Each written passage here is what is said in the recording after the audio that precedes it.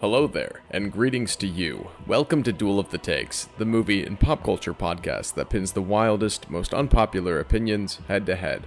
On this week's episode, we are ranking the Fast and the Furious franchise from best to worst. My name's Nathaniel Martin, and I am joined by my regular co-hosts, Joshua Kubis and Alden Mason.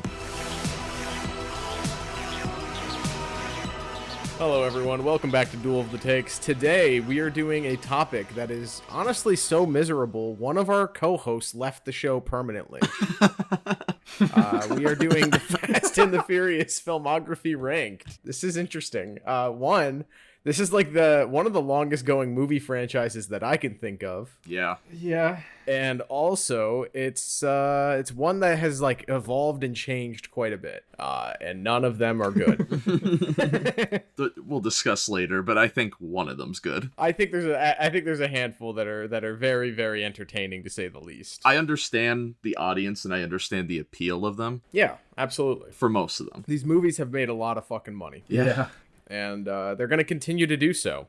We've got Fast 9 coming out. I believe this episode of ours will come out, I think, the same day as the Fast 9. So that's not on our list this time around, but we could put it on there. Maybe next year we'll revisit. Maybe when we rank John Cena movies. Yeah. We could just put Fast 9 on our list based on the trailer. I mean, I feel like I did see the entire movie in that most recent trailer. I know where I would put it if we did that. Okay, well, we can get there when we get there. How's that sound? Awesome. For the sake of arguing, we're going to have a veto each. All three of us get one veto, and we are allowed to use them until the top three. I think this will be a pretty fair way to balance out our lists and make sure we come to a unanimous decision on the top 9 Fast and the Furious films as of recording on today's 69 day, June 9th. Wow.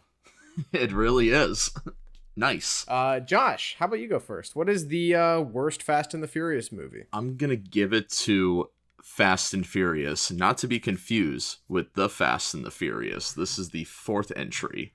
Right after doing, I guess, a spin-off in Tokyo Drift, they went back to the drawing board, brought back the old cast. I think this was supposed to like rejuvenate the franchise, but I think the movie that came out after this one actually rejuvenate the franchise. This really did nothing for me, and I just think it's the most forgettable one. I don't know if it's the most forgettable one. I think there's quite a few that are kind of forgettable, especially as time goes on. I think some of the more recent entries are going to kind of get lost to time, but I do have this movie pretty low as well, so there's not really a reason to use a veto. I think you're totally right. I think this movie was supposed to be a way to like bring it back in terms of, hey, we did our first movie, and then we lost like the co-star of that first movie in the second movie, and then we don't have almost anyone in the cast in the third.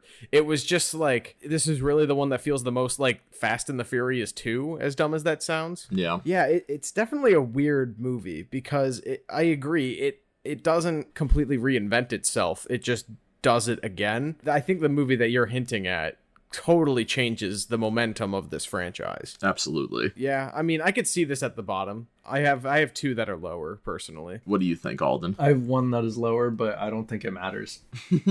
Yeah, I don't know. This movie feels so nothing to me, where I feel like I have more to say literally about any other movie on this list. Nah, I do agree with that. The short film that connects to this one, it was on the DVD growing up. I think it's called like Los Banderos or something like that. Weird. It's about Vin Diesel and Michelle Rodriguez's characters before they get connected into the Fast and the Furious world, like their lives in, I think, the Dominican Republic before they moved to LA or whatever.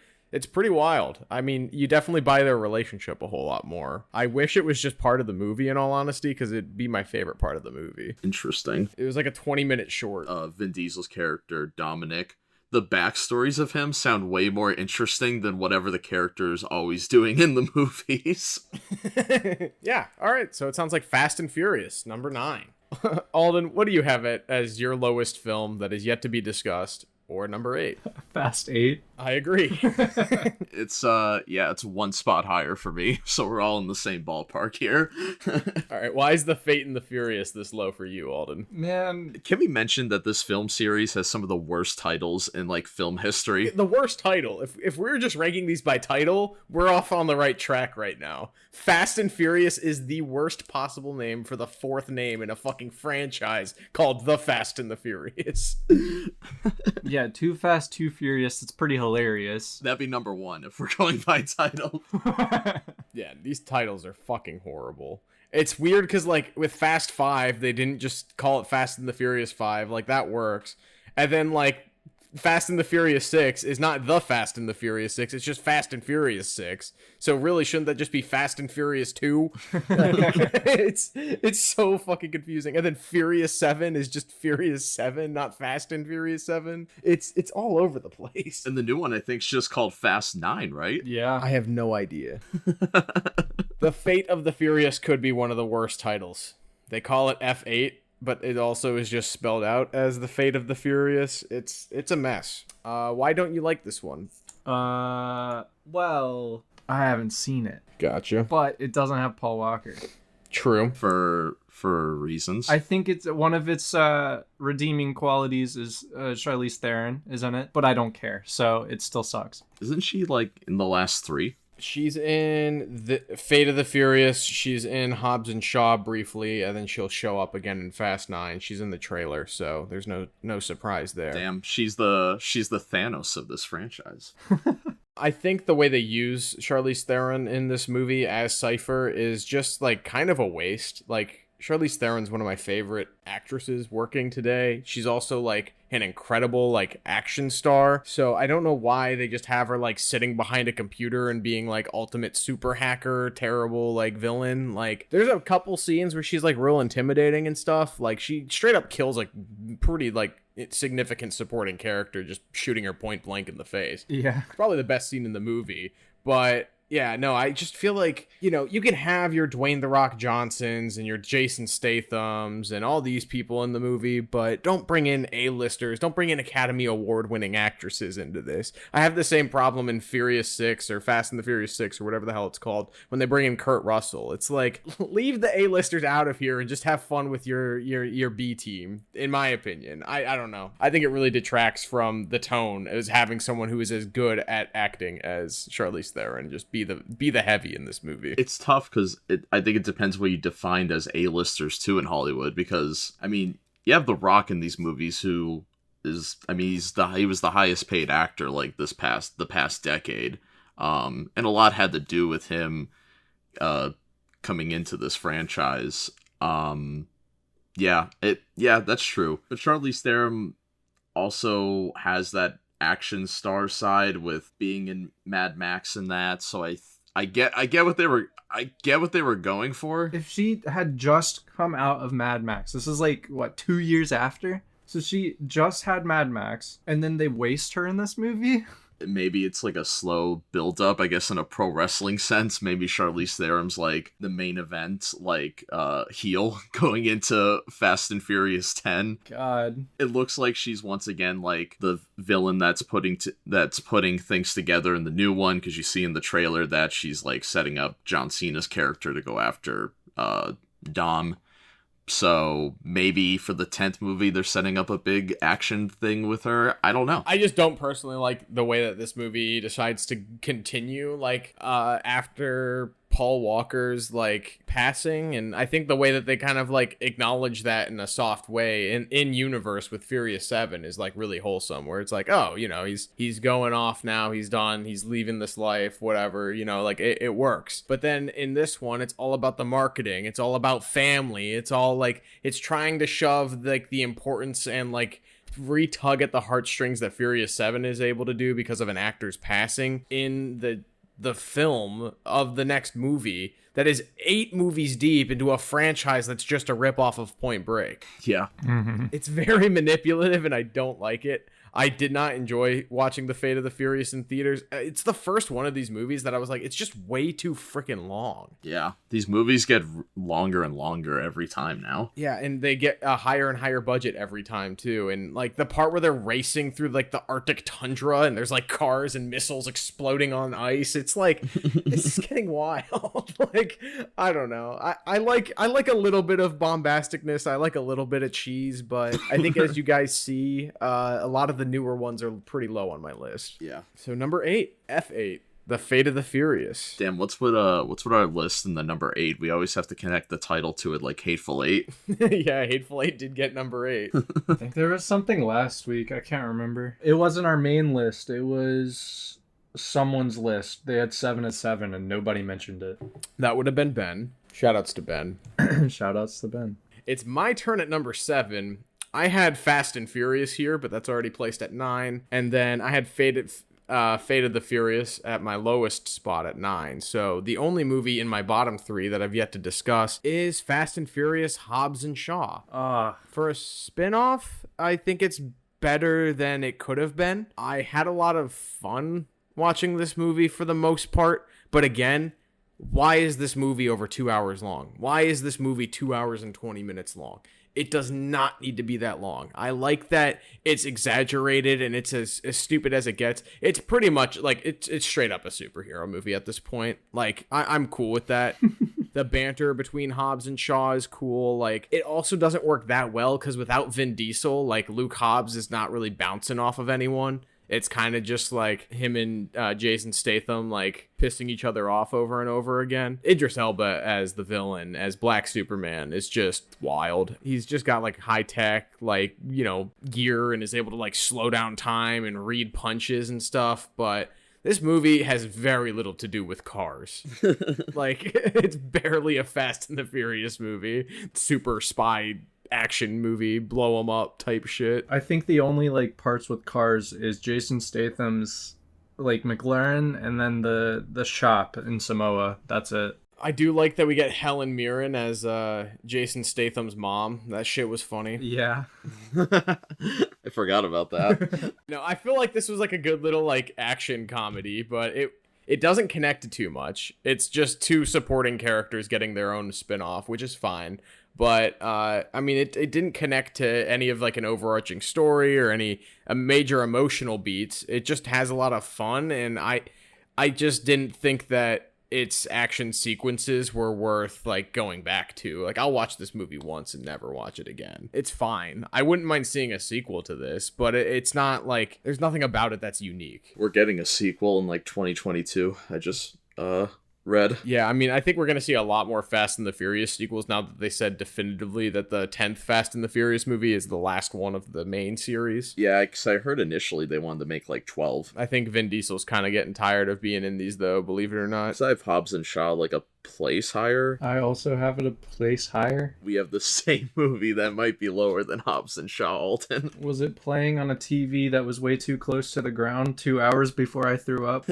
It might have been. It might have been. Okay, then we have the same movie. All right. Do you want to use yours? I don't care enough, so yeah, I'm gonna veto that, and I'm gonna put Fast 6 here. There it is. All right, so Fast and the Furious 6 versus Hobbs and Shaw. Why is Fast and Furious 6 not good? Well, I obviously have a bad experience on my most recent watch, but it's very forgettable. It came out right after Fast 5, which was a huge hit for both fans of the series, and it brought in new fans, and this one I think just lands in the forgettable tier for me, where it's like, this is one of those I just forget it exists. You know, it still has like the great ensemble cast that Fast 5 had, but it just felt like something was missing, or like it just didn't feel the same. And I think this was the start of where the franchise is now, where it's like so ridiculous, where it's to a point where you like roll your eyes.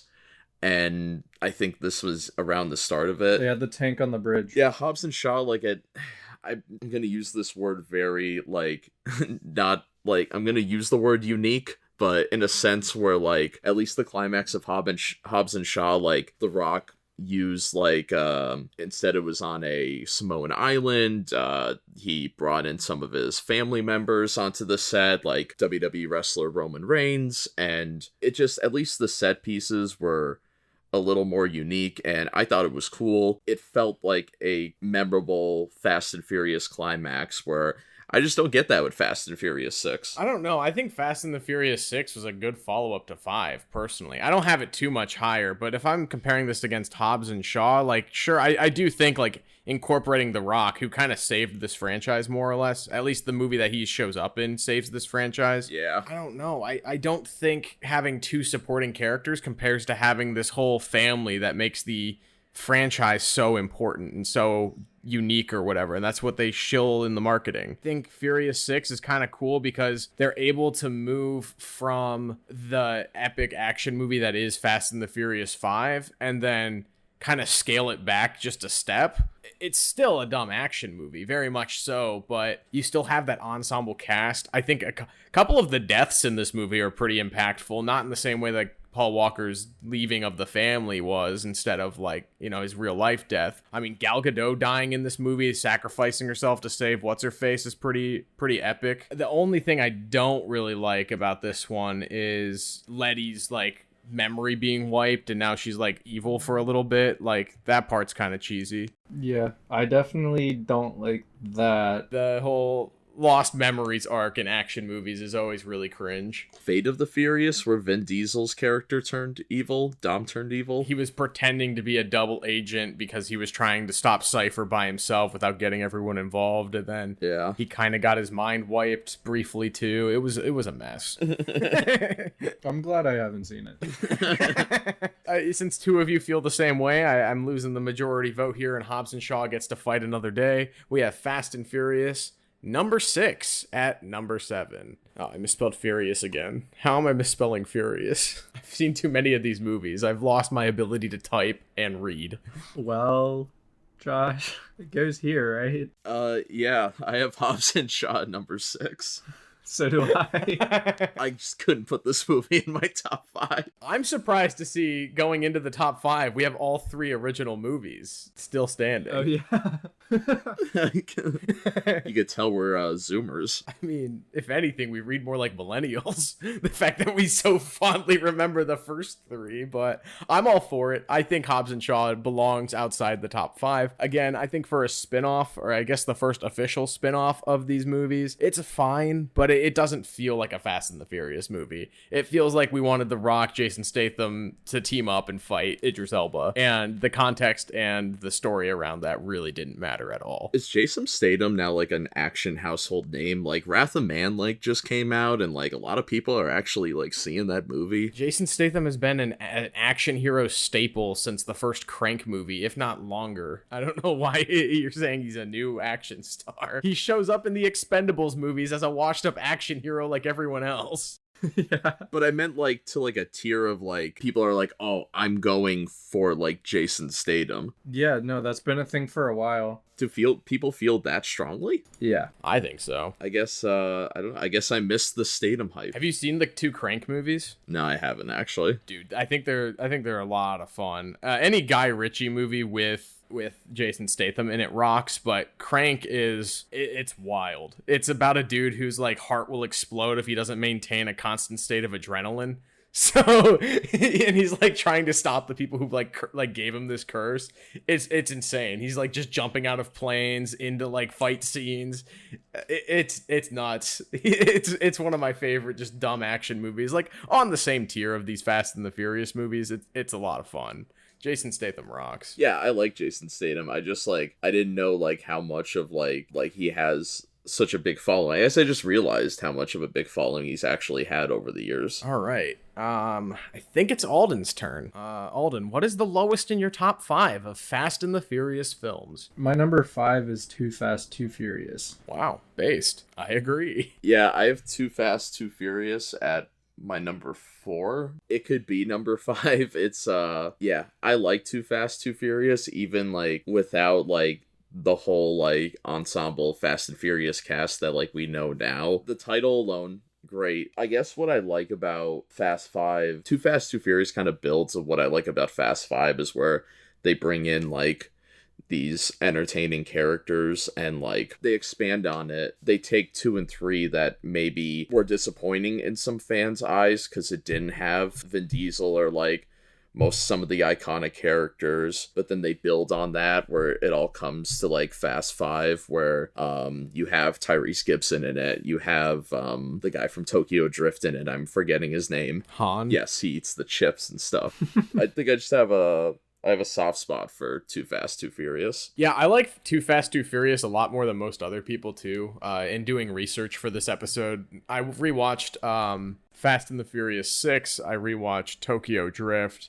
And I skimmed through some of the other ones I could find easily. Oh, I watched Furious 7 again as well. I went back and watched like highlights from Too Fast, Too Furious because I remember really liking this one. The most notable thing for me is the setting change. I really like that it takes place in Miami. I think that's like a cool reboot. I like the way the style of like the filmography changes too, from like that LA vibe with the first one to very much a Miami kind of like, it's a lot more like wider shots. You see a lot more environment, a lot more sky in the car scenes. It's still very cheesy. This might be the most like not self-aware, but like the most just blatantly like, we think this is cool, like out of all of them. Yeah. It's very self-indulgent, but I dig this one a lot. I'm glad Too Fast, Too Furious made it this far though, because I think it's the most underrated one. I think it's the most fun to just like have on in the background. Paul Walker is horrible in this movie. Like, I know he's charming, he's good, but like, bro, the scene where he walks out of jail next to Tyrese Gibson and is like, "You feel me, cuh?" It's like, bro, the low angle close up on him. It's one of the cheesiest dialogue scenes in any movie. I do really like the way the story unfolds though. The twist where like, you know, you assumed that Paul Walker has gone from, you know, agent into full-blown criminal by the end of the first movie. All that they're working as drug smugglers for this like bigger guy, and then when it's revealed that they were double crossing the guy that they were working for as agents again, it's epic. Like, I really like the ending of this movie. Too Fast, Too Furious is kind of Kino, like in the weirdest way.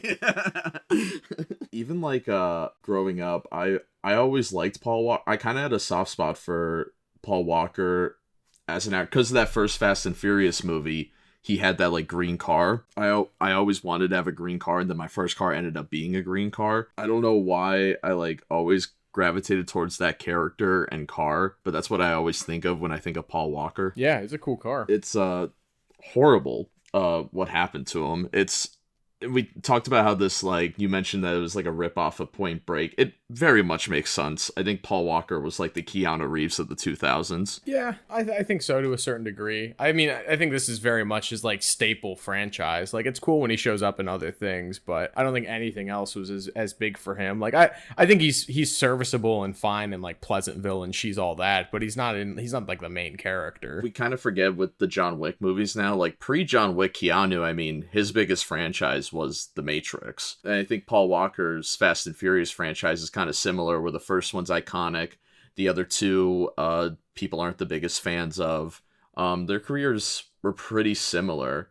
And it's kind of a shame. It is like really, it really sucks because I think Paul Walker could have career resurgence similar to what Keanu Reeves had with John Wick, and I think it would have been cool to see. Keanu Reeves also had Speed. He also had the Bill and Ted's movies. I mean, yeah, that's true. But no, I think you're right. I think Paul Walker definitely would have continued making extremely financially viable movies had he not passed away so unfortunately. But we do have at number 5, Too Fast, Too Furious. It's my turn to place a movie in the last spot before vetoes are null. So I have a hot take inbound. Uh-oh. I think. I don't know how you guys feel about this. Furious 7 here at number 4. I'm not upset with that. It's only one place higher for me. So are we still using vetoes, or are we just all debating now? This is the last spot for him, yeah. You and me both have one. I'll use my veto. In lieu of Furious 7, what are you trying to place it for? So I have Tokyo Drift lower, but I feel like that's just not going to win the debate. I have 2 movies lower in Furious 7. I'm going to be bold and say the original. I agree. I'm okay with that too. The problem I have with the original is that it is a ripoff of one of my favorite movies of all time in Point Break, if not my favorite movie of all time. Right off the bat, that's kind of tough for me to have it. Like, it's my number 3. It's hard for me to elevate it as like a 1 or 2 because of that. I see what you're saying. I definitely think it is the least original out of all of these movies. As weird as that may sound, it being the first in this It's formulaic. I get that. very lovely franchise. Yeah, I mean, it really is just an early 2000s remake of one of the best action movies of the 90s. So it's a little hard to see it happen, but I do think what this movie does right. I mean, introducing the world to a dual lead, Vin Diesel and Paul Walker, I think it's better than introducing the world to Keanu Reeves and to Patrick Swayze. I think it does that. I think it does that honestly better. Vin Diesel was huge right after this movie, so huge he didn't even return for its sequels. Like the next 2 movies, or I guess really the next movie, he didn't even show up for. I think that's wild how this movie elevates its 2 stars. In contrast to that, I do think Furious 7 is a little weaker than the original simply because it's very similar to Fast and the Furious 6 in terms of it's trying to ride off the coattails of Fast 5 and what that did right. Do I think it leans into the campiness a little bit more and has more fun with it? Absolutely. But it's still just as dumb. Dwayne The Rock Johnson literally flexes out of a full arm cast. And also, can we talk about the skyscraper to skyscraper jump inside of a car? Yeah. Like, the Fast and the Furious movies really jumped the shark with 7, in my opinion. And I think the reason why the ones that have come after that have fallen so low is I really think they would have been smart to just end it at Furious 7. Yeah. I think it was just the perfect way to end it was with the See You Again with Charlie Puth and Wiz Khalifa goodbye song. Yeah, that's why I kind of want to elevate it too, because it for a movie that is ridiculous, for a franchise that has like these ridiculous moments in that, it was still able to pay a great tribute and respect to a man that's been a part of this franchise since the beginning. This movie also made bank. I think it's still their most successful movie, and I think a part of that is because a lot of people were curious because there was a lot of backstage rumors of that they were using Paul Walker's brothers, and were they going to CGI him, and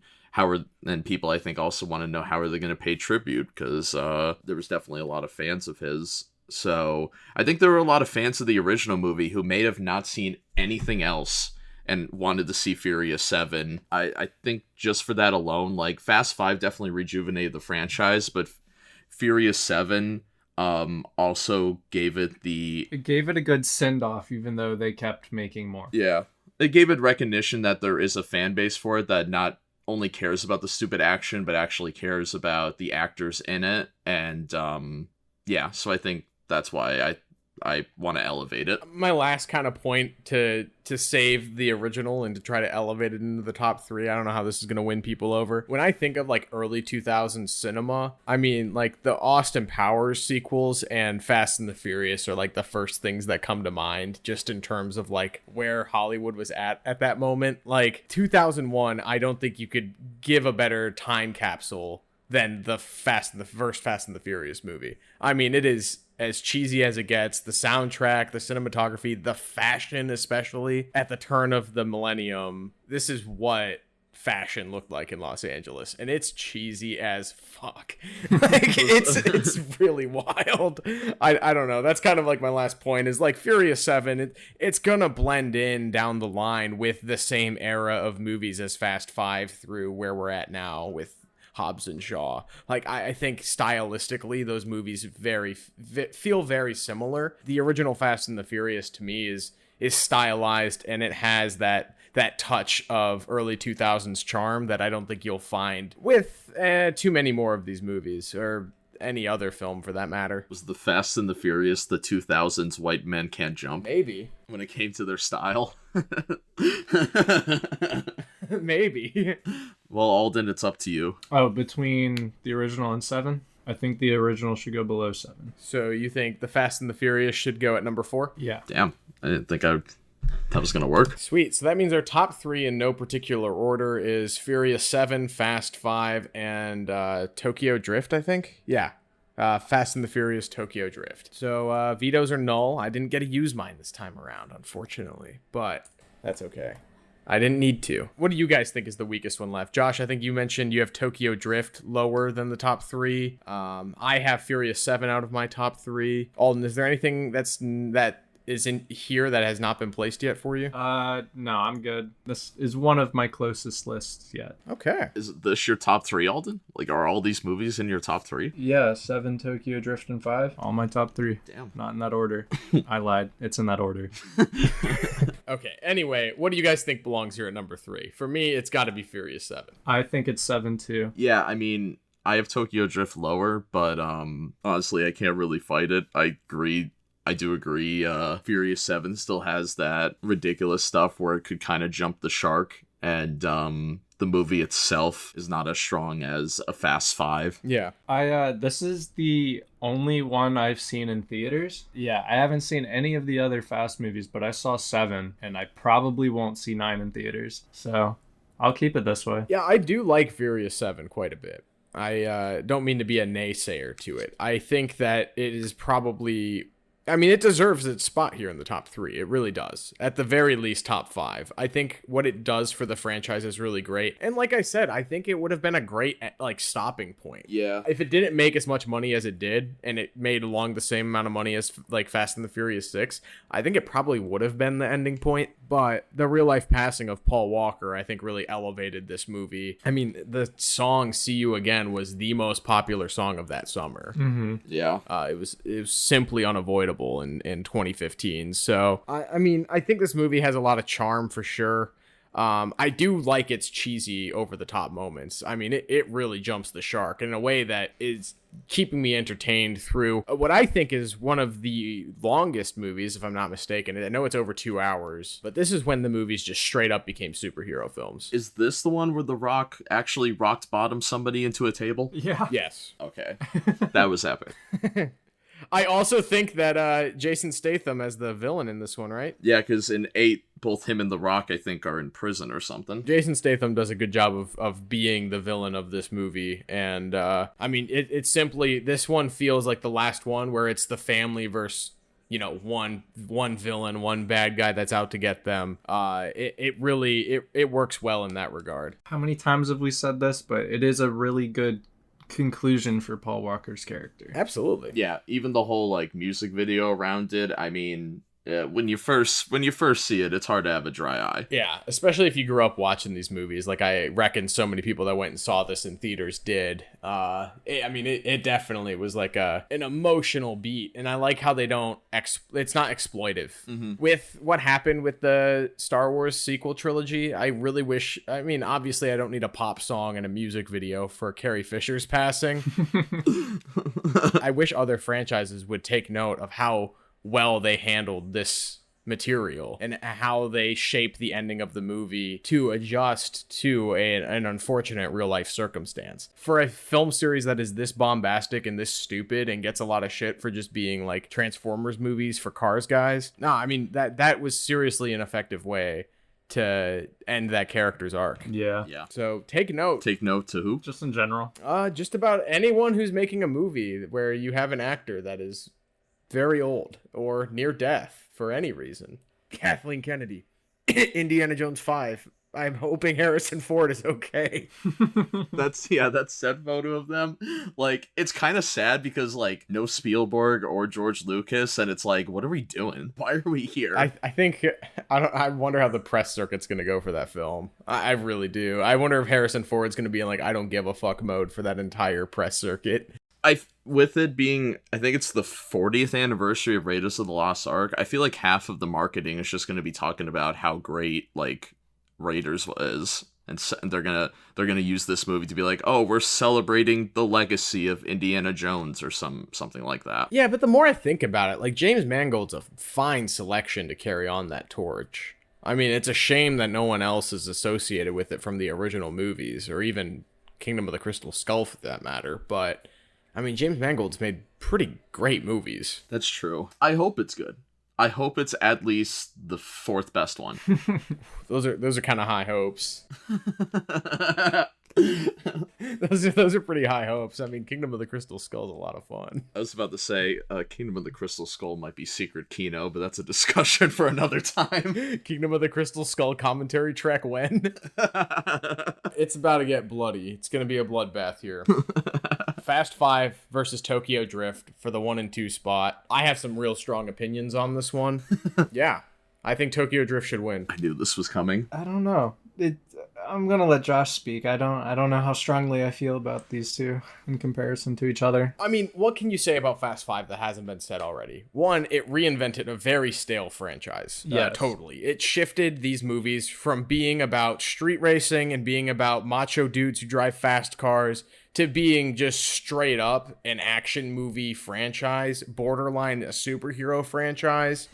And it's honestly, I think the Bill Simmons take we were discussing the other day in our group chat of Fast 5 being one of the best action movies of the 2010s, in the same way that Commando is one of the best action movies of the 80s. I think that that's a very true statement. I think in terms of its set pieces, scene where they're driving through Rio with the fucking safe anchored to the back of their car is actually really, really, like, it's a well choreographed, a well blocked, like, action sequence. It's Kino. It really is. And it's like well written too. Like, spoiler alert, when the at the end when it's revealed that there were two different safes, I literally went like, oh yeah, like how, because when he opened the safe and I'm like, I knew it's empty, but I'm like, how the fuck did they do that? And then I remembered like they had two different safes and I'm like, okay, this was actually like a well put together like script, structurally sound like action sequence. It wasn't just mindless. They had a goal here. The script in general is honestly quite strong compared to the other ones in this franchise. The whole, they're getting back together for like one last job to kind of get themselves free, to get their names cleared by the government. It's a cool like idea. It's a cool set piece. In the same way, it kind of reminds me of like a Western in terms of like, hey, we've got this like gang of criminals who have an ability to redeem themselves and then live happily ever after.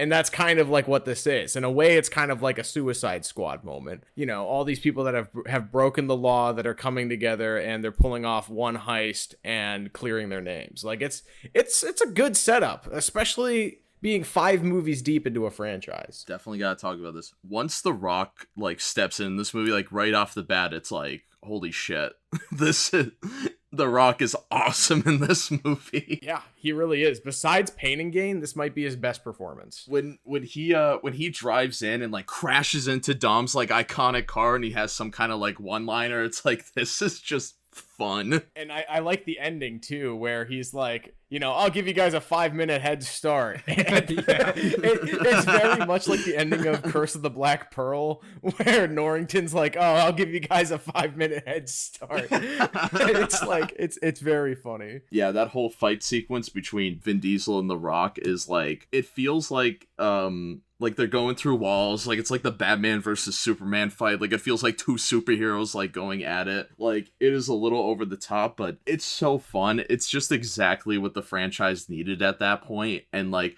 kind of what that decade needed. Like, the 80s, like, had, like, your big, like, Arnold Schwarzenegger action movies. And we kind of lost that in the 90s and the 2000s. And having The Rock become this big star from Fast 5, and he was kind of known as the guy who would bring back these franchises. He was in the G.I. Joe movie after that, and people really liked that one. And he's in Jumanji. Like, it's just cool to have a big action star in Hollywood again, that people are actually going to the movies for that person, like, in a huge, like, blockbuster type way. Because I really don't think we've seen that since, like, Arnold Schwarzenegger, since the 80s. Yeah, I agree. I think that this movie not only saved the franchise, but I think it launched the Rock into superstardom in terms of going from, he was in like, Scorpion King and the Doom movie, but he was doing schlock. He was doing B movies. He was just, he was a name because of WWE.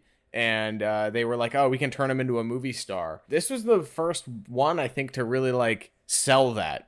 I think. I think so too. In terms of, hey, you can put this guy in an action movie, you can put this guy in a leading or like a supporting role in a major blockbuster, and he can deliver. I wish he said "shut up, bitch" in this movie though. It's coming, dude. I wish he got to say "fuck" in it though. True. Yeah, I think he says "shut the fuck up" to somebody or something. It's great. He pretty much does wrestling. Hollywood figured out what to do with The Rock, where they're like, no, let's not treat like he's a wrestler like doing acting. Let's incorporate what he has done in wrestling into acting. Let's have him do these like trash talk WWE style promos in this monologue, and just, I'm sure some of that was ad-lib, because I mean in wrestling the dude was great at ad-libbing and just saying whatever. Directors kind of figured out that you just gotta let The Rock do his thing for some scenes. So, time for my counterpoint here. I think that the Fast and the Furious Tokyo Drift is the best film in the Fast and the Furious franchise, because it's the only one that really delivers what we were promised with the first movie, with the idea of, oh, this is a movie about crime, it's about interwoven backstabbing, gangs versus the law. And most importantly, it's about street racing. And this is the only one of those movies that actually delivers on that premise for me. I think the concept of this Tokyo-style drift racing is way cooler than the LA and Miami street racing scenes we see in the first two movies. The soundtrack for this movie is the best one out of all 9 by a landslide. It's not even really close. The techno score is insane. The acting across the board is surprisingly good. It's obviously not like Lucas Black is no Paul Walker. Kang, who plays Han Lu, is fine. I'm glad they keep him around in the later Fast and the Furious movies to kind of establish his presence and have him walk in a room eating a bag of potato chips. It's cool. This is a better Han standalone movie than Solo, a Star Wars story. So this should have been called Han. No, this should be called Fast and the Furious Tokyo Drift, because it delivers on everything that it promises. Fast 5, it's a great action movie. Is it a Fast and the Furious movie? Not really. No, I mean, you get the characters from the first movie again reunited, and then, a couple of other people that have tagged along since, but this is straight up a movie about crime and street racing. I mean, the main character moves to Tokyo because his dad lives there, and he can avoid the crimes that he has done in the United States. So it's like a win-win scenario. But then he gets involved with a street racing gang that the Yakuza are after. So now you have two gangs and the law all chasing after this main dude while he's just driving cars. He pimps out like a 1967 Mustang and is able to drift it. This honestly has the best cars out of the whole franchise. The whole car? Yes. The music's good. The setting is cool. I think a lot of these movies, like we were just talking about, the safe sequence in Rio in Fast 5, it's pretty epic. I like that these movies hop around location all the time. They're globe-trotting spy thrillers at this point. Like, they're all over the place. But I don't think they've had a setting as good as Tokyo. I don't think they've had an atmosphere as cool as Tokyo. The only thing that comes close for me is Rio in Fast 5 and Miami in Too Fast, Too Furious. That's why in Jumper they jumped to Tokyo and went right into cars right away. Yeah, the car scene in Japan is crazy. And that's also where the best music in that movie shows up. Yeah, Tokyo Drift, like, it feels like you're a kid playing with your Hot Wheels. Oh yeah, it's like those in Pixar's Cars, those cars in the beginning that get the truck to fall asleep. It's like those guys, but a whole yeah, it's like those guys, but a whole movie. But yeah, I think the movie is really entertaining. I was just rewatching it, and it's cool that this is only the third movie in, and they really tried to do something like totally different. Like, we're not gonna have like Vin Diesel or Paul Walker in this. It's going to be set in a totally different country. That is until the end. You want to talk about something that predates the MCU in terms of like hype crossover moments. You just watched an entire 90-minute movie about like some random characters that you have never seen before. And then when Dominic shows up at the end of this movie, it is literally like a stand up and clap moment. Like I stood up and clapped. I was in my living room. I didn't watch this in a theater, but like it's hype because Vin Diesel was not in Too Fast, Too Furious. Yeah. You were expecting like, oh, Paul Walker might show up at the end of this movie. No, it's the guy that you thought was out of this franchise for good, and he just shows up. And again, I think a lot of what makes the Fast and the Furious movies work is like the direction. I think the best movies have been made by Justin Lin, and this is the first one that he did, if I'm not mistaken. And there's a reason why it is as good as it is. James Wan doing Furious 7 was cool, but the direction does not match that of Fast 5 or Tokyo Drift to me at all. If there's anyone on this planet that understands what the Fast and the Furious movies are about, it's definitely Justin Lin. Absolutely. I think his first movie deserves the title here because he's coming back and doing Fast 9, and then guess what? I'm telling you what, it probably won't be in the bottom 3 on my list. The impact from both of these movies, Fast 5 changed the course of the franchise. Tokyo Drift has a cultural impact outside of the movie, even for people who have never even seen it. Oh, Justin Lin directed Tokyo Drift, Fast and Furious, Fast 5, and Fast and Furious 6. And, yeah, he's coming back for Fast 9 and Fast 10. He's finishing the main series. Yep, he's going to see it out. If I can bring up one more point, Hobbs and Shaw, I mean, it was the first official spin-off of these movies. It's called Fast and Furious Presents Hobbs and Shaw. It's labeled itself as a spinoff. It's going to get a sequel. There's probably going to be more spinoffs coming down the line as this franchise finishes out. But I think that Tokyo Drift functions the best as a spinoff. I think it functions better than Hobbs and Shaw does as its own dissociated movie. It wasn't until after this movie gained the cult following that it did where they really felt the need to tie it in. I mean, obviously Dom shows up at the end of the movie, but I think that was just to get people excited for the fact that Dom's going to be in the next movie, that Vin Diesel's coming back. I don't think it had anything to do with, oh, this is like actually like, Han's going to be in, the next 3 movies. Like, I think that was kind of more of an afterthought. Like, I don't think that they absolutely needed to connect this to everything. And I think if they're going to move forward with this franchise, I want to see more movies like Tokyo Drift. Give me a movie set in Barcelona about street racing. Go to different parts of the world and give us a taste and a slice of life of what is going on in their car scene, and I would love that. I agree with you. You've swayed me on this. There it is. No way. I think you did it. Woo!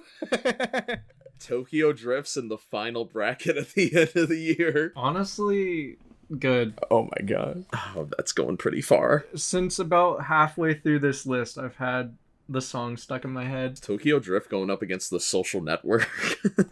Oh no. Don't trust his lies. Is there anything more that we can say about Fast 5 that we haven't already? I hate to just blow off the fan favorite at number 2. I think out of all the over the top like action pieces that they have, I'm pretty sure, and I could be wrong, but I'm pretty sure this is the most practical effects out of the rest of the franchise. Yeah. I think there's no CGI cars in the first 3 movies. But I'm talking like post Fast 5 after Shark Jump. Like, this is the best dynamic between Vin Diesel and Paul Walker's characters since the first movie, I think. I really I really buy that these guys care about each other now, and this is, if in Point Break, if Keanu Reeves and Patrick Swayze's characters, Johnny Utah and Bodhi, could have been friends after this, it very well could have been how the ending of Fast 5 goes. Yeah, it's quite the bromance. And Furious 7 was, of course, the big one where it's all about family, but I think Fast 5 did kind of start that because it was the first, like, ensemble cast. I mean, it was really bringing in everyone from all the movies. Yeah. For the most part. I mean, yeah, even the spin-off people from Too Fast, Too Furious. You got Han from Tokyo Drift. Like, yeah, it brings in everyone. It's the Avengers Endgame of the Fast and the Furious movies so far. Yeah, it really is. It's weird, like, it was in 2011, so this was a year before like the Avengers, and they kind of stumbled into this connecting movies thing that we didn't really see before. Guys, it's the 10th anniversary of Fast 5. Whoa, it is. Do you feel old yet? Wow. Fast 5 was the first Fast and the Furious movie I saw. Oh, really? Yeah. I didn't really grow up with too many of these. I had friends that really liked the first 3 Fast and the Furious movies, but I went and saw Fast 5 in theaters just because it was playing at like the small theater near me. And then, I really liked the movie. So then I went back and watched the older ones, and I don't know. Tokyo Drift has always been a standout to me. That's the one that I'll just throw on. Like, that's the one I've seen the most out of all of these. And it comes down to runtime, too. Like, after Fast Five, they thought these needed to be, like, 2 hour, 20-minute long, like, superhero movies. Like, in terms of length. Like, Tokyo Drift, you're in and out in, like, 90 minutes. Then you've got credits and then the Vin Diesel cameo. Like, you know, it doesn't overstay its welcome. It gives you cool cars, a couple action sequences, and good music. That's all you really need. It's a very interesting franchise that's been, like, it's kind of crazy how long it's been going on. 20 years. These movies have been around as long as us. Yeah. Just about. Yeah, it's gonna be weird when they're like done making these. Like, I don't know if that's happening anytime soon. I think we've probably got about a decade more of Fast and the Furious movies, with the sequel that's yet to come out, and then the spin-offs. I think we're probably going to see one of these come out in 2028, 2029. There might be a full-on reboot in like 20 years too, who knows. And then we're like in our 50s and you're talking about the significance of Tokyo Drift. I mean, I feel like the effects from Tokyo Drift will still be felt when we're in our 70s. What do you mean? Like the culture surrounding it? Yeah, and more specifically, there's no way that Tokyo Drift from Teriyaki Boys is going to be dead by then. Oh, yeah, good point. I mean, we ended up with some spicy takes, I think. All three Fast and the Furious movies, the original ones, showing up in the top 5. That's a hot take. Yeah. Fast 5 being at number 2 is a hot take. I think this is a pretty good episode. Pretty spicy list. Yeah, this list was full of surprises. This episode's running a little short. We've watched some trailers and shared some opinions today in the group chat. So I think we should go back on some of those. Space Jam, right? I think there's something before Space Jam. Going way back, actually, the Anthony Bourdain documentary looks really good. Oh, yes, it does. It's called Roadrunner. The story behind Anthony Bourdain. I think that is going to be fantastic. From the same people who brought you Won't You Be My Neighbor. It's gonna pull at the heartstrings. I know that for a fact. Yeah, especially how his life tragically ended. I don't know how much they'll dive into that, but I'm sure that's it's definitely getting touched on. They don't mention it at all in the trailer, which I thought was kind of surprising. But I have a hunch people who don't know who Anthony Bourdain is or don't know about his unfortunate passing, I think they're going to go into that movie expecting it to be like a celebration. Because you look at the video, you look at that trailer, and you get any indication that the main character's not still alive. Yeah. Yeah. If you don't know who Anthony Bourdain is, the footage that they have of him is so cinematic and so high quality. And then everyone's talking about him in past tense, but that could simply just be he's off the grid, he's off the radar. Like, I thought the way that trailer was cut together was phenomenal. I'm not going to watch or read any more about it until I can see it myself. I think it comes out July 16th or something like that. Oh, so it's coming up soon. Yeah, it's out next month. I think it did like a small little festival run, and then it's getting a wide release. And Space Jam. Space Jam 2. A new legacy. We got a second trailer today. That happened. At least we know more of what it's gonna be like. I did get a better feeling for the tone, yeah. It's you got like all the Looney Tunes and like their CGI, and probably should have known that was expected in this day and age, but it's just weird. I don't know. And then I don't know. There's like questions in my mind where like when LeBron goes into Looney Tunes world and turns into a cartoon, I'm like, well, how come that didn't happen to Michael Jordan?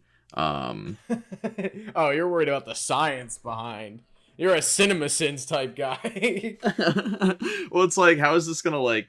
I wonder, does this connect to Space Jam? Like, are these movies canon, or are they just gonna completely ignore the events of Space Jam? Is Newman in this? I have questions. I don't think Wayne Knight is gonna be in this movie. It would be really epic if him and Bill Murray show up. I'm willing to bet that Michael Jordan does show up, though. That would be funny. I don't know. Michael Jordan's so. Like, The Last Dance just happened, but beyond that, he's not really in, like, media anymore. Like, he's the owner of the Charlotte Hornets. I'm sure he's busy doing that, but, yeah, he's not, like, he's never, like, an on-camera personality anymore. For the right amount of money, and this is a sequel to a movie that he was in that was a big cash grab when it came out, I would be very surprised if he does not show up somewhere in the movie and give everyone the water again. Like the super serum juice that is literally just water. Apparently all the Looney Tunes have been dehydrated. Alden, any thoughts on Don Cheadle? Oh, God, he's incredible. I think he's going to make or break that movie. I really do.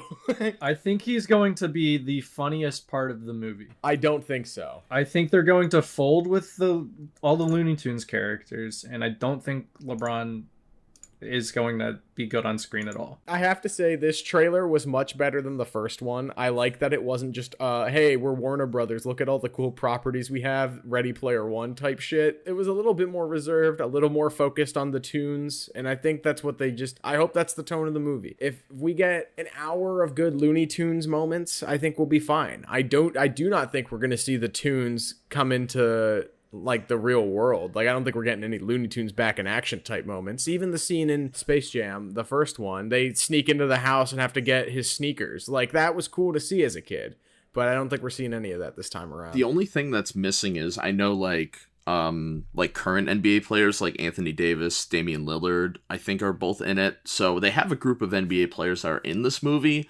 I don't know if they're going to do the same plot where they lose their basketball skills again or something. I'm interested of how they're going to be introduced in this movie. Are they not playing the villain ones, the Goon Squad? Maybe they haven't really shown who they're facing, if I'm not mistaken. Yeah, we had a few, like, it was brief. Yeah. They showed them off quite a bit in the first trailer. They show you the whole opposing team. I don't even remember. I don't remember it being like... They look like Fortnite characters. Uh-oh. Speaking of which, if you're in our Discord, it's just straight up turned into conversations about Fortnite in general. So if you like talking about Fortnite, definitely check out the Duel of the Takes Discord. It's linked below. Yeah, you can come in here. We have a Hot Takes channel. You can feel like you're a member of the show, really. You can just, out of nowhere, share your opinion on whatever. Keep it to pop culture and movies, please, but, you know, you don't have to.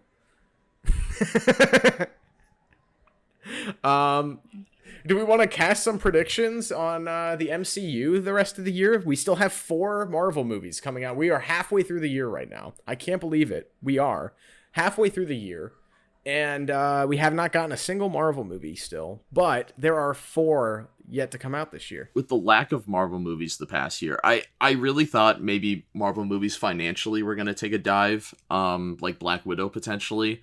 But then I see the popularity of just WandaVision alone, like this random Disney Plus show, actually has a huge fan base and a following where people love Wanda now. That, and like people are into the Falcon and the Winter Soldier. The Loki show premiered, I think it premiered today, right? I think it premieres, tonight, right? No, it was today. I've already watched the first episode. I think it's on Disney Plus right now. It's a good start. I like that Owen Wilson's in it. I might watch it just because he's there. Owen Wilson's character's really, so far, so good. Okay. With people actually like still really excited for those, Black Widow's probably still going to make a lot of money. Yeah, I don't think it'll make as much as it would have, but it's still definitely making a profit. Josh works at a movie theater currently. The excitement of people to just go back to see something is absolutely ridiculous right now. Yeah. The movies that are out are not good. Like Spiral did pretty well. Conjuring 3, it was not great, and it's doing pretty well financially, all things considered. People want to be back in theaters. I think my prediction here is Black Widow is going to make more money than I think they were anticipating, and with its initial release, it was supposed to be what? April 2020? Yeah, it was over a year and a half ago. It was supposed to be April 2020. I think it's going to make more money now than it would have then, simply because the streaming service shows have come out. WandaVision hype was everywhere. I could not avoid it on TikTok, on Twitter, even Instagram. Like, people really, really, really liked WandaVision.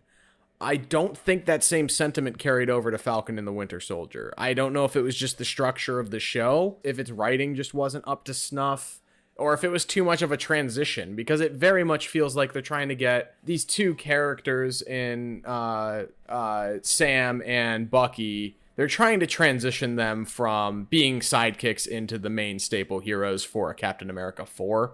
And so you kind of have to do a lot of exposition and have a whole story there to make that happen. People are talking about Loki like people were talking about WandaVision late last year. I have no doubt in my mind that Black Widow is going to actually make more money now than it would have a year and a half ago. Feel like, in terms of these shows, I think it's going to be the first movie to make $1 billion in 2021. in terms of the shows, I think Loki is going to be stronger. Not Fast 9? Probably not by fan base, because I don't know how they like things, but it's going to be better than the other two shows.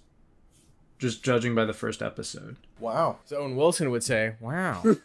I think if they continue like this and they don't screw it up somewhere, it should be pretty good. I just find it hard to care about these characters that I feel like, to me, like, their arcs are already over. I mean, Loki, we've seen so much of, and then in Endgame, Black Widow's, her arc's pretty much done. I don't know. Like, I'm definitely, if I had to, like, watch a Marvel movie this year, it's probably something like The Eternals, because at least it's something else. They're, like, expanding on the future and not the past. Out of the movies coming out, I don't want to see The Eternals. I think Eternals looks boring and pretentious. I think Shang-Chi looks the most interesting out of the 4 movies. If I see any of the 4 movies, it's going to be, in theaters at least, it's going to be Shang-Chi. Yeah. I don't care about the new Spider-Man movie. I don't care how many villains they put together from previous movies with the current director. I mean, like, why is Sam Raimi doing Doctor Strange 2 and not Spider-Man 3? Yeah. Riddle me that, Batman. Because honestly, like, with better direction, you know, I'd be interested to see Alfred Molina and supposedly Willem Dafoe and Jamie Foxx coming back and playing some Spider-Man villains. I would. I think that it's time Tom Holland becomes his own character in these Spider-Man movies, because he still has had 2 whole movies where he's just riding off of association with Iron Man, which is the worst possible thing you can do to set up the most marketable superhero in a franchise. I don't care about Spider-Man 3. I'm sure people will. I think it'll be even worse than Far From Home. That's my prediction. That's the Marvel. It's a 3rd Spider-Man movie. It's always the 3rd one. They're adding as many villains as they possibly can. It's going to be horrible. I don't know what this movie's going to be. I think there was a quote from Tom Holland where he said this is the most ambitious, like, standalone superhero movie ever. But can you even count it as a standalone movie if it's all these crossovers? Like, I don't even know what to call this. I'm worried. I mean, the most recent MCU movie we've gotten was a Spider-Man movie to this date, still. Yeah. And it wasn't good. I really don't know. That movie's just a big question mark to me right now. I'm kind of waiting on a trailer. We should probably be getting one soon, right? If that movie's coming out in December. I think it's really weird how movie culture has gone so far this year. I mean, obviously a lot of things are up in the air. With HBO Max's distribution model for Warner Brothers movies, things are kind of weird. There's been multiple movies this year that did not get a trailer until the week before release. Conjuring 3 is an example. Spiral was pretty close to being like right before it came out. I'm trying to think. There's another pretty notable. Oh, the Angelina Jolie Those Who Wish Me Dead.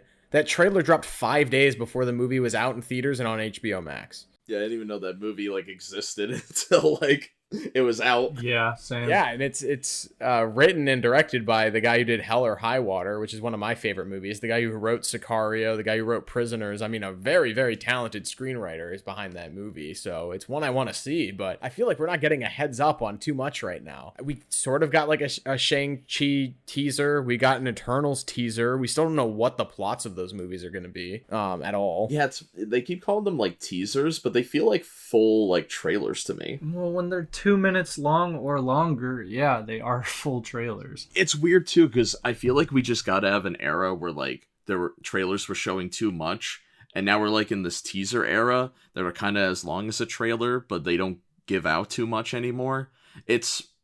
When it comes to trailers, we're in a weird, like, era right now. Like, starting, I guess, in 2018, they were just showing the entire film. No, before that.